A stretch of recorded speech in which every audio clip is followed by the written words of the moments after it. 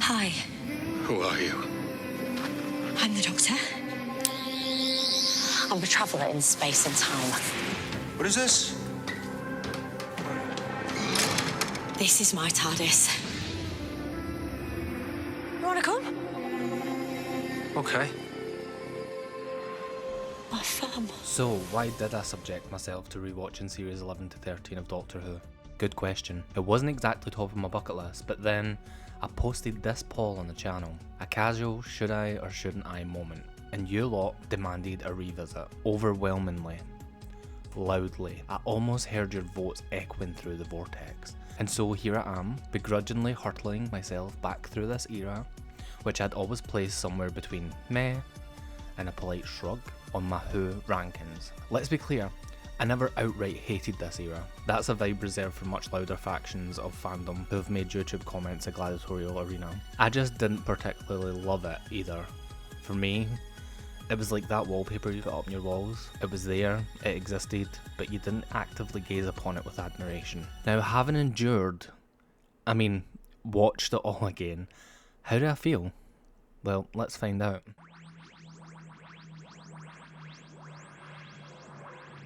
This era brought about major change to Doctor Who, and that's putting it mildly. Chris Chibnall took the wheel as showrunner in 2018, steering the Tardis into the unknown, or sometimes just into confusion.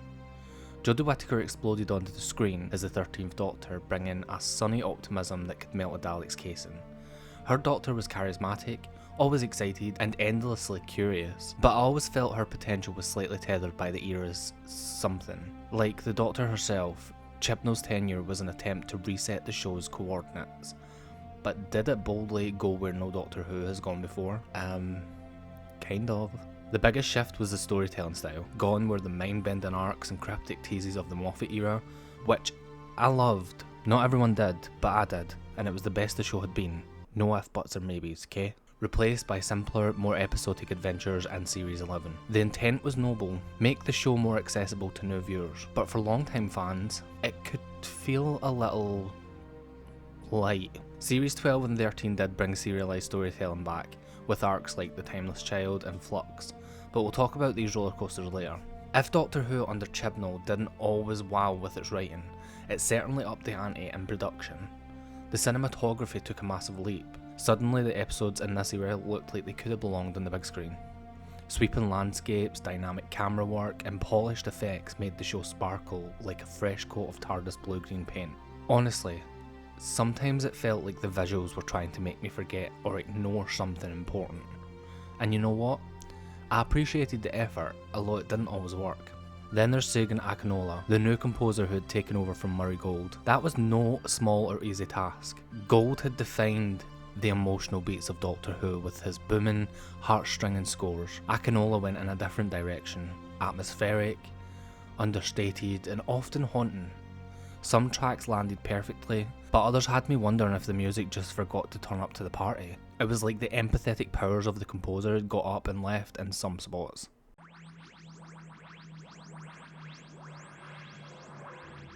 Jodie Whittaker's Doctor burst onto the Doctor Who scene like a ray of sunshine on a foggy Gallifreyan morning, bringing boundless energy, a killer grin, and enough enthusiasm to light up a Dalek's day, if Daleks had days worth lighting up.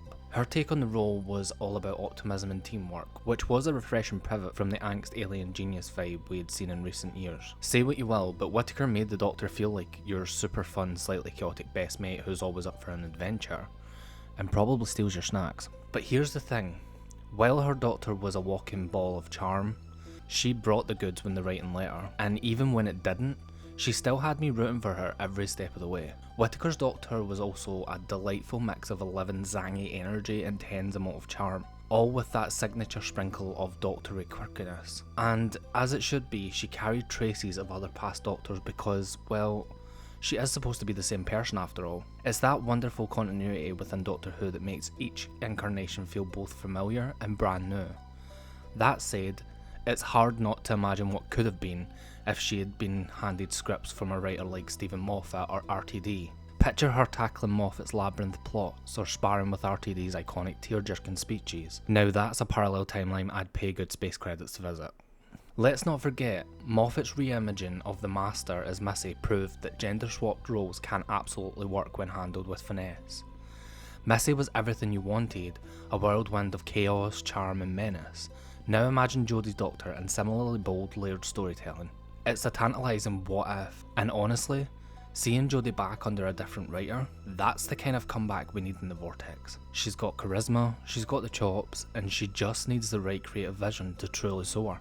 Whittaker's Doctor was defined by her wide-eyed curiosity and unapologetic geekiness. Whether she was geeking out over space tech, history, or a particularly shiny rock, you couldn't help but smile at how much she loved being the Doctor. Her empathy also shone through. She wasn't just the smartest person in the room, she was the only one who actually cared what everyone else thought, even if they were the villain. That said, her arc across the series felt a bit like the Tardis when it's out of control. Lots of potential, a few bumpy landings. Series 11 gave us an evanescent Doctor, all optimism and new beginnings. But her characterisation sometimes felt too restrained, like the scripts were afraid to give her more bite. By Series 12 in Flux, we saw a Doctor grappling with the timeless child revelation, adding layers of existential angst. It was a bold move, but I wish the show had dived deeper into this emotional territory instead of just skating over it, like the Doctor was dodging a laser beam. The fam. Whittaker's Doctor loved her team like a puppy loves belly rubs. She wasn't the type to often bark orders. She thrived on collaboration, creating a dynamic that was warm, inclusive, and occasionally a bit crowded. It's a very flat team structure. We all have our area of expertise. Even the wee lassie? Even me. Graham and Ryan's banter added heart, even if Ryan's emotional arc sometimes felt a bit rushed or forgotten entirely. And by Series 13, Yaz came into her own. It only took 3 seasons, as the Doctor's closest companion, bringing depth and subtlety. But here's the thing about having such a big TARDIS team. It often felt like Whittaker's Doctor had to be the ultimate multitasker, saving the universe and juggling everyone's screen time. Yaz's relationship with the Doctor added a lovely emotional dimension in later episodes, but I couldn't help feeling that the fam dynamic occasionally diluted some of the Doctor's own character growth. Oh, and let me just say it, I truly believe this whole era would have been infinitely better if we'd just stuck to 1 or 2 companions. Just imagine it. Take the opening scenes of Flux. Must admit, Yaz, I can't help feeling that some of this is my fault. All of this is your fault. Where it's just the Doctor and Yaz on their own. Chef's kiss. The balance was perfect. The dynamic felt smooth, engaging, and, dare I say it, actually left room for meaningful development. Then, Chibnall went and added Dan. And while Dan wasn't entirely useless, he did bring some comic relief and relatable lad next door vibes. His presence felt, well, unnecessary. Let's be honest here, was Dan truly needed? Nope. Did he actively detract from the plot? Not really, but adding him was like bringing an extra side dish to a meal that was already satisfying. Sure, you might nibble at it, but ultimately, it wasn't required and just made things a little more crowded. Instead of letting Yaz and the Doctor deepen their connection, we ended up with the classic too many cooks in the kitchen scenario. Except in this case, it was too many companions in the TARDIS. And while Dan had his moments, he didn't bring enough to justify shifting the focus away from a dual dynamic that was working beautifully. Historically, Doctor Who has thrived on smaller TARDIS teams. Think 10 and Donna, 11 and Amy, 9 and Rose, 4 and Sarah Jane Smith, Ace and 7. God, even the writers, when they first brought the show to air in 1963, very quickly shortened that TARDIS team down. I mean, that one was probably more to do with the budget. All iconic pairings where the story could focus intensely on the emotional growth and chemistry between just 2 characters. With 13's era, it felt like the writers were trying to juggle too many balls, and the emotional weight got spread thin. If we stuck with just Yaz and the Doctor, I genuinely think we'd have seen a more grounded, impactful relationship that carried the era with more depth and punch. Because let's face it, Yaz was hitting her stride by Series 13, stepping into a standout role that could have shone even brighter without distractions. Instead, we got a third wheel in Dan. Not exactly a flat tire, but more like an extra passenger in a car that was already running smoothly. It's a classic case of less is more, and I think this era could have soared to new heights if it had embraced the simplicity of a tight-knit TARDIS team. Imagine the possibilities with Yaz and the Doctor. Just the 2 of them against the universe. Now that's a dynamic worth revisiting. And in fact I believe they did in the audio adventures. But at the end of the day, Whittaker's 13th Doctor was a burst of joy and hope that lit up even the murkiest of scripts. She gave us a Doctor who wasn't just here to save the day, but to remind us that kindness, curiosity and a bit of silliness go a long way, even when the universe is falling apart. Was her era perfect? Not quite, but she made the role her own.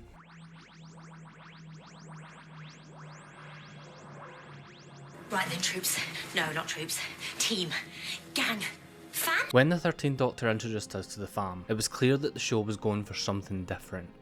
A full-fledged TARDIS squad. Like the Avengers, but with less spandex.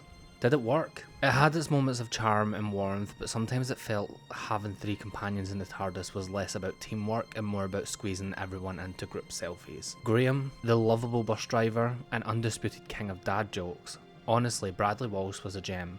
I have to admit, I do love this guy. He has been in the Doctor Who universe before with Bob the Clown and the Sarah Jane Adventures, which again he was phenomenal at, delivering emotional moments that grounded the show in a way that desperately needed it. His grief over Gracie's death was heartfelt and relatable, and he was clearly the heart of the team. That being said, by series 12, it was like the writers had run out of ideas for him, and just had him wandering around cracking one-liners just to take up screen time. Still, we stand a relatable granddad with a good sense of humour. Ryan, oh poor Ryan. The boy had so much potential, especially with his dyspraxia storyline and rocky relationship with Graham, but it often felt like Chibnall didn't quite know what to do with him beyond the occasional emotional moment, or mention his condition. He was sweet, sincere, and had a few standout scenes, but his development kind of flatlined after series 11. Tosin Cole did his best, but you can only work with what you're given, and Ryan deserved better. And then there's Yaz, who for much of series 11 was basically the other one. She had potential dripping off her in every scene, but she was often overshadowed by Graham and Ryan in those early episodes. Thankfully, series 12 and especially series 13 finally gave her the spotlight she deserved. Yaz transformed into the emotional anchor of the group and formed a deep, layered connection with the Doctor. Mandip Gill's performance brought strength and vulnerability to Yaz, making her one of the standout companions of this era. Slow burn? Yes. Worth it? Absolutely. And then there's the last one that joined the team before the Doctor regenerated, which was Dan. Dan's whole vibe was your friendly neighbourhood guy who accidentally fell into the TARDIS. And honestly, John Bishop made him lovable enough. He was like the uncle who was always up for a pint and a laugh, but somehow ends up in the middle of an alien invasion. Dan had his moments, his banter with Carvanista was golden. But let's not beat around the bush. He didn't bring anything essential to the team. Did he make things worse? No. Was he necessary? As I said, also no. Adding Dan felt like inviting a +1 to a party that had already had a good guest list. He was fine, but we didn't actually need him. He was essentially just an extra character to fill in the dialogue for screen time. Were the group dynamics compelling? Let's just say the group dynamics had their moments. Emphasis on moments. There were flashes of warmth, charm and real camaraderie, but as I says, the sheer size of the fam often worked against it.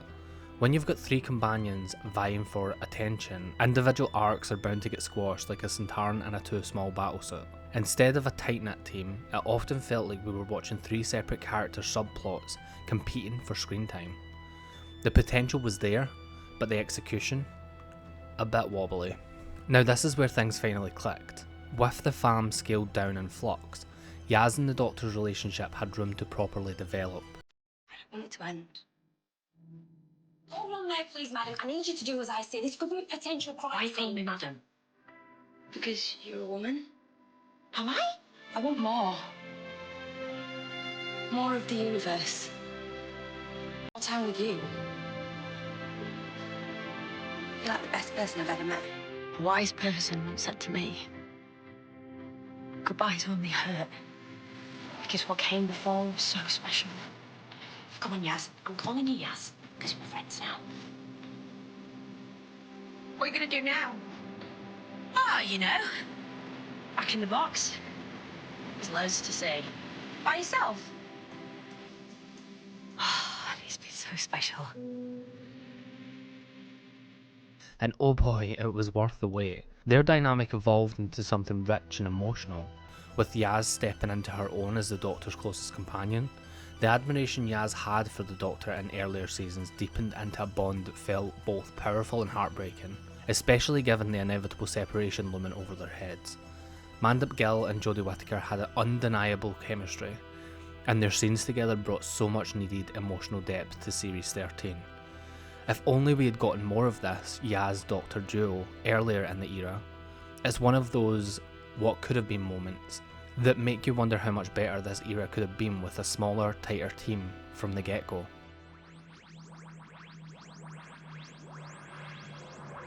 Series 11 kicked off with an okay-ish start. If by okay-ish you mean introducing an alien named Zim Shah, which is essentially just a cosmic rebranding of Tim Shaw. Honestly, it's like Chibnall didn't even try. What sounds otherworldly yet suspiciously human?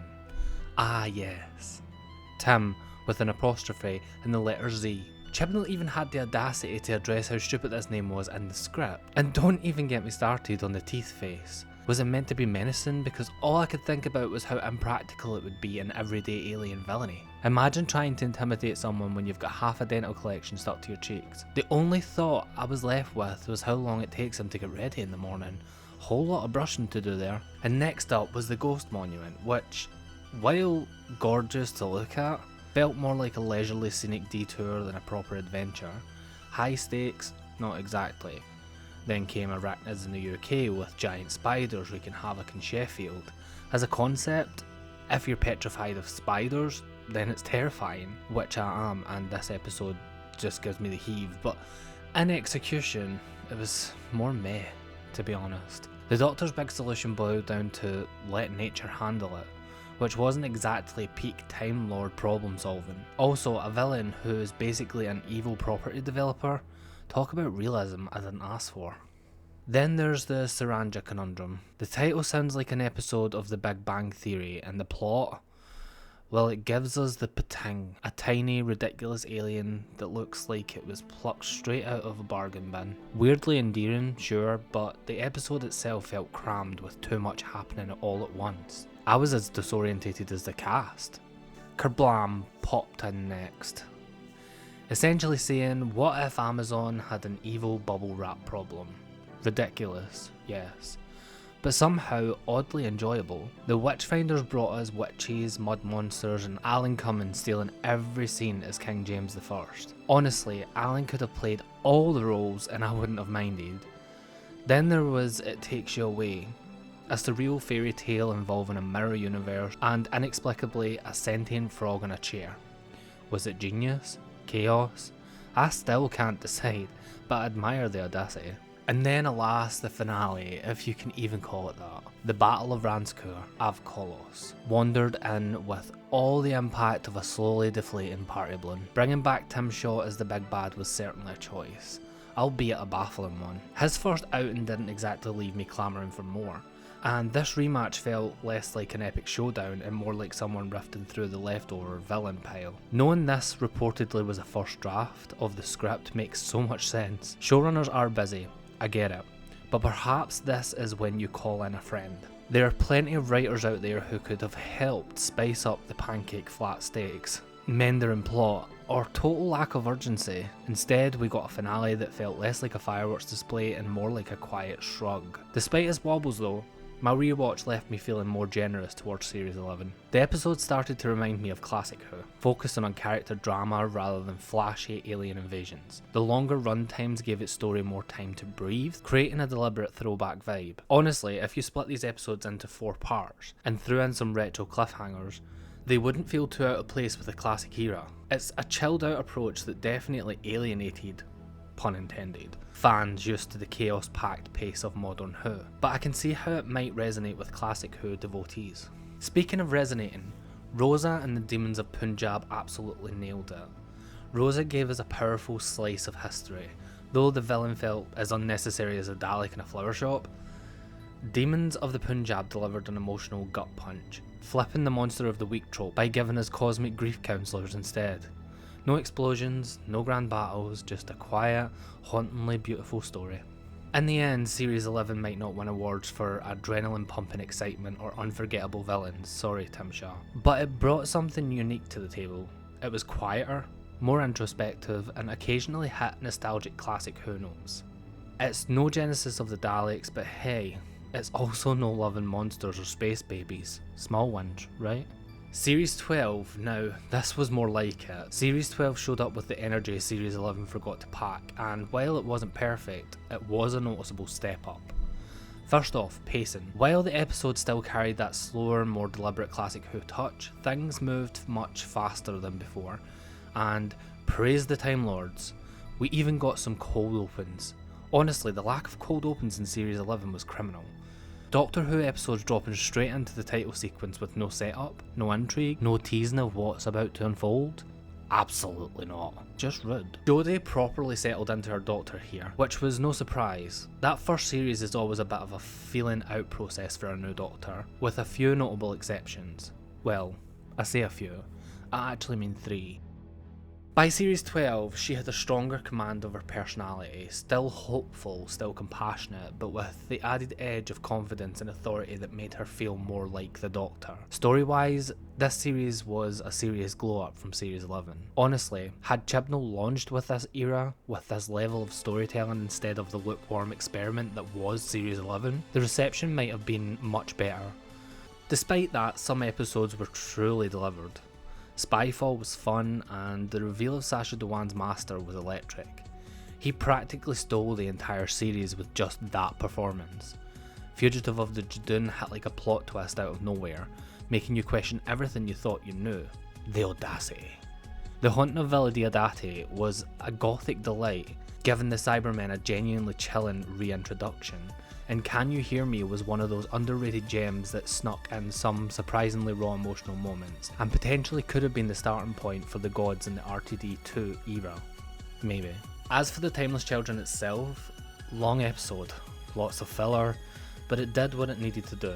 Wrap things up with a big lore bombshell, and let Sacha Dhawan eat the scenery like it was his personal buffet. And then, the episodes I wouldn't have even bothered with on another rewatch is Orphan 55 because, no, and Praxeus, which was basically a PSA about plastic pollution disguised as an alien mystery. Important message? Sure. Entertaining episode? Next question. Revolution of the Daleks finally arrived, bringing back Captain Jack, Daleks fighting each other, and a tidy conclusion to Ryan and Graham's arcs.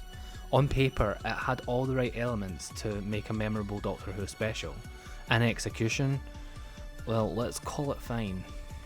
The Dalek conflict, pitting one faction against the other, was a solid idea, but it didn't quite deliver the weight or tension you would hope in a full-scale Dalek battle. Don't get me wrong, watching them blast each other to smithereens was entertaining, but let's be honest, the Doctor didn't need to lift a finger. The Daleks did what the Daleks do best, exterminate themselves out of the plot. And finally, Ryan and Graham's farewell. Ryan's departure felt natural, his arc had run its course, and it was time to bow out. But Graham, lovely as he was, his exit could have happened back in Series 11 as I already said. I still remember watching this the first time and thinking, finally, the Tardis is going to feel a little less crowded. Long overdue, honestly. Revolution of the Daleks wasn't groundbreaking, but it ticked the boxes, a nostalgia boost from Jack, Dalek spectacle, and the neat companion send-off. Overall, Series 12 was a leap forward for the Chibnall era. It wasn't perfect, far from it, but at least it had ambition, surprises, and some properly memorable moments. If only Series 11 had started at this level, things might have gone down very differently for 13's run. Flux, the chaotic 6-part experiment that saw Doctor Who's attempt in its first ever fully serialized season. A bold move, and honestly, one that mostly worked. Despite occasionally feeling like Chibnall had about 10 seasons worth of plot ideas and decided to shove them all into 6 episodes. Now, let's not forget why this format even happened. The pandemic. The original season, scrapped, lost to time like a missing episode from the 60s, and while we may never know what Chibnall originally planned, if he ever pops back in to write an episode or 2 in the future, maybe, just maybe, we'll catch whispers of the missing series tucked into some dialogue or a throwaway reference. But Flux had one major strength. It played to Chibnall's storytelling sweet spot. Say what you will about his standalone episodes, but when he's working with a serialized format, he's far better at weaving multiple threads together than trying to make each episode work independently. The story isn't just about saving Earth or stopping a villain. It's the erasure of the entire universe. The stakes are cosmic, the ambitions are high. Does it nail every moment? Not quite, but compared to Series 11 and Series 12, this feels like Chibnall operating at full capacity. And let's talk about the sheer amount of stuff he throws at us. Flux wasn't just a celebration of Doctor Who, it was practically an alien parade. Weeping Angels, Daleks, Cybermen, Sontarans, all returning like they got a group invite. Then we got the new additions like Time itself, Tecteun, and the Ravagers in the form of Sworn and Azure, who are arguably the best villains of the era, menacing, effortlessly stylish, and just enough deranged to make them deliciously evil. Their presence elevated the story even if Flux got a little tangled in its own ambitions. But let's focus on two returning villains who actually got the respect they deserved. If there was one episode in Flux that felt like peak Doctor Who, it was Village of the Angels. This story took everything terrifying about the Stone Nightmares and cranked it up to 11. The creeping dread, the mind-bending twist, the final moment where the Doctor herself is turned into an angel, pure brilliance. For an era that sometimes struggled with pacing, this episode was tense, deliberate, and genuinely chilling. The angels weren't just lurking in dark corners, they were woven into the narrative in a way that made them more powerful than ever. The idea that they were rogue operatives working for Division inspired. It gave them a new level of agency beyond just scary monsters that move when you blink. And the way that they infiltrated Claire's memories, literally hiding inside her mind, was the kind of psychological horror the angels were made for.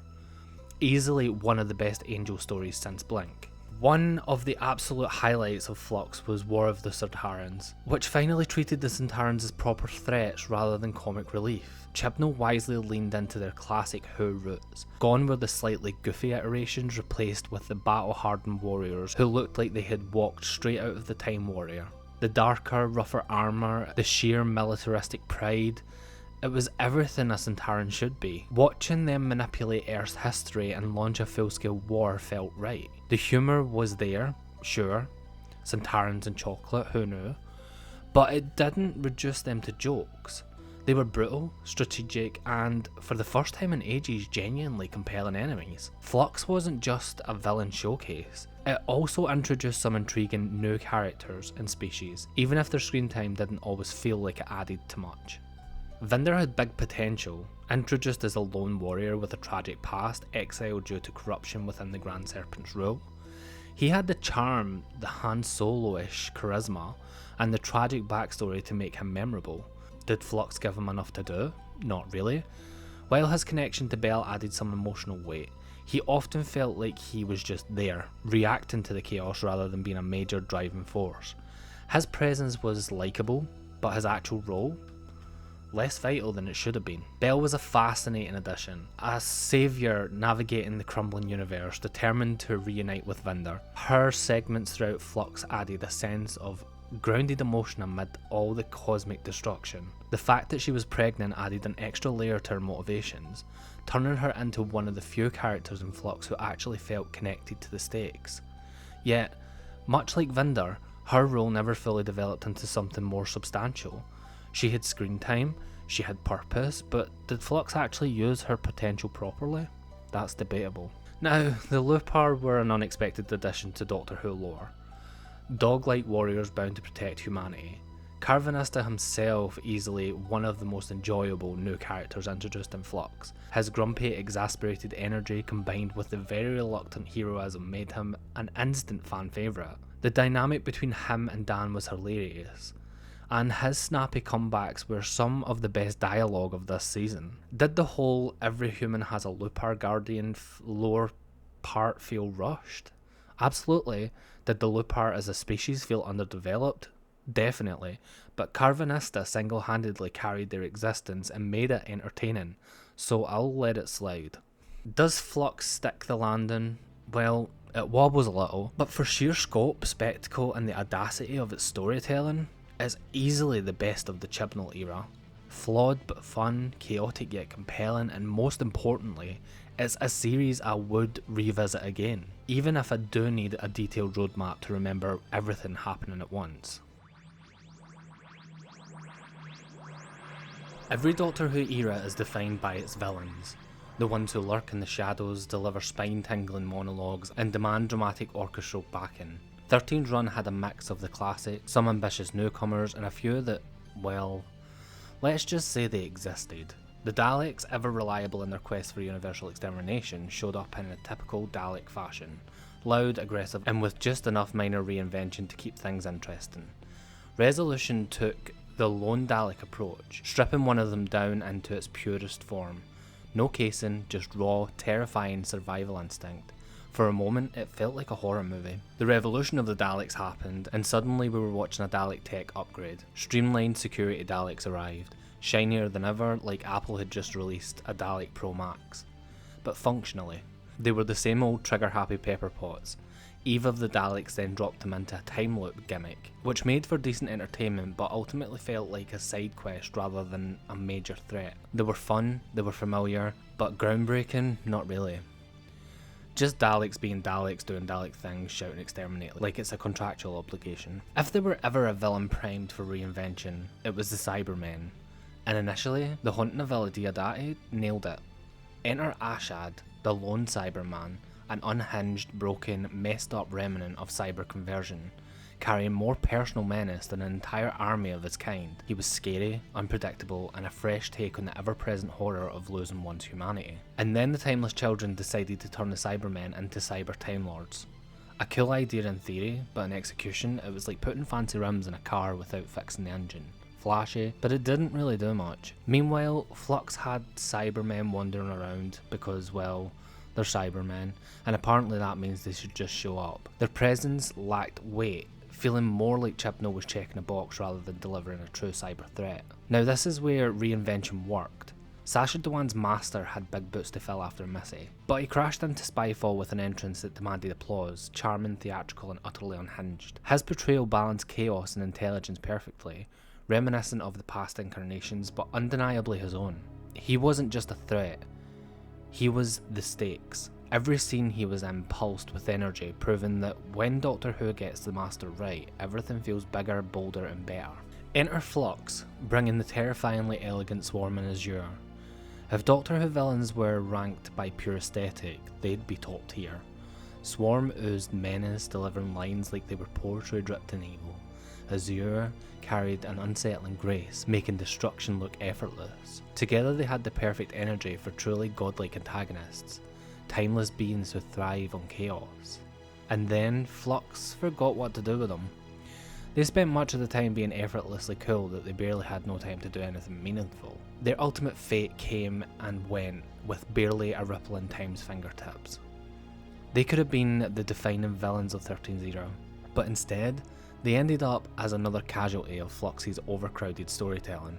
Then there was also the Grand Serpent, slithering his way through Flux with charm. He looked the part of a sinister mastermind, lurking in political shadows and manipulating units' history, but much like Flux itself, his storyline struggled under a sheer weight of everything else happening. He wasn't bad, but he wasn't given room to actually matter either. He existed, he schemed, and he was kind of dealt with. If he had more breathing room, he could have been a chilling power player.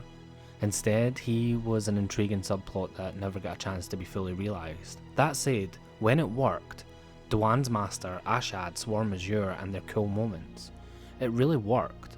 But in true Chibnall era fashion, consistency wasn't his strong suit. If Doctor Who is about reinvention, this era proved that sometimes ideas can be brilliant, while the follow through is another matter entirely. The 13th Doctor's era arrived with a bold sense of reinvention, determined to carve its own identity within the vast tapestry of Doctor Who. Chibnall stripped away the mind-bending complexity of Moffat and the emotionally charged bombshells of RTD, opting instead for a slower, more character-driven approach. It was an era defined by its quieter moments, its historical deep dives, and, of course, its grand shake-up of Doctor Who lore. The reception? Let's just say opinions were varied at the time. Series 11 had a really rough start, feeling more like a warm-up than a proper debut. Some fans appreciated the nostalgic, stripped-down feel, others found the stories lacking bite, and Series 12 picked up the pace, delivering shocking reveals, a Spyfall master who stole every scene, and the infamous Timeless Child twist. A lore rewrite that sent the fandom into deep debate, something that Doctor Who should always do. Then came Flux, a 6-part spectacle brimming with ambition, but juggling so many plot threads that it often tripped over itself. Did this era redefine Doctor Who? Maybe. Did it leave an impact? Absolutely. The Timeless Child reshaped the mythology. Ruth's Doctor teased fascinating new directions, and Flux proved the show could still experiment wildly. Was it universally loved? No. But love it or hate it, 13's tenure made sure it wouldn't be forgotten. Its legacy? Well, that depends on who's telling the story. Looking back on the 13th Doctor's era, it had its share of standout moments, intriguing character arcs, and let's say bold creative decisions.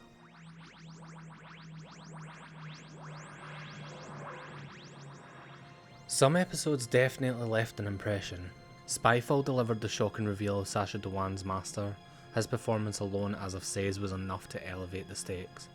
Fugitive of the Judoon, which is a tongue twister by the way, caught everyone off guard, including myself. Even on the second watch, I knew it was coming, but it still got me. With the introduction of Ruth's Doctor, who was fantastic. Like literally, I don't know how you managed to write a secondary Doctor within your own series better than your main Doctor, but Chibnall managed it, opening up a fascinating new mystery that sadly didn't get much follow through. The haunting of Villa Diodati brought gothic atmosphere and chilling Cybermen, proving that this era could deliver tension when it wanted to. And then there's the Demons of Punjab, a beautifully written historical episode that leans into raw emotion rather than an alien spectacle. As for character arc, Yazie's slow burn development stood out the most. She started off feeling sidelined, but by series 13, she had grown into the central companion, which I really loved, developing a deeper bond with the Doctor. The journey wasn't always smooth, but it was rewarding to see her emerging as a more layered and confident presence. Did it meet my expectations? Honestly, it was a mixed bag. Some moments felt genuinely fresh and exciting, while others struggled with execution. The Timeless Child reveal was ambitious, but its delivery lacked emotional weight, turning what should have been a defining moment into an exposition-heavy info dump. Flux had grand ideas, but it couldn't quite balance its chaotic narrative, making it more exhaustive than immersive. That being said, it did challenge expectations. It wasn't afraid to shake up the show's lore, experiment with structure. Flux was a brave attempt, if nothing else, and push for a different tone. Whether those choices work or not, that would depend on the Whovian, you ask. Would I recommend it? As a starting point for new fans, probably not. Series 11 felt too disconnected and slow paced to serve as a compelling introduction, and Flux would be way too chaotic. But as a continuation for existing fans, sure, if you're open to a different style of storytelling and can accept a few narrative missteps along the way, which us as Whovians are used to anyway, so we should really enjoy this series, this era. The era took risks, some landing better than others, but at the very least, it kept people talking. At that time, everyone was talking about Doctor Who. Whether it's a triumph or a cautionary tale is up for debate. I have definitely found more room in my heart for this era. Jodie's Doctor is brilliant, and I do hope her audio adventures are better written and received well by fans, and I do intend to purchase a couple to see what it's actually like with a different writer.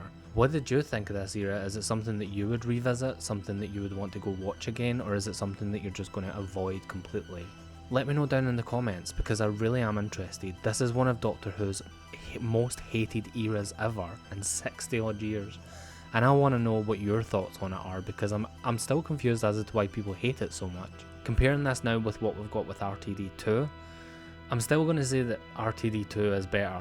Like, the season 1 and season 2 of that is shaping up to be better than what this was. But I think that's just the different storytelling narrative and the way that the show's presented as well. So, yeah, personally I prefer the way that RTD and Stephen Moffat run the show. I didn't particularly love how Chris done it, but I still have room in my heart for Jodie's Doctor, and these stories, definitely on a rewatch, are 10 times better than they were when you first watched them. Oh, it's been so special.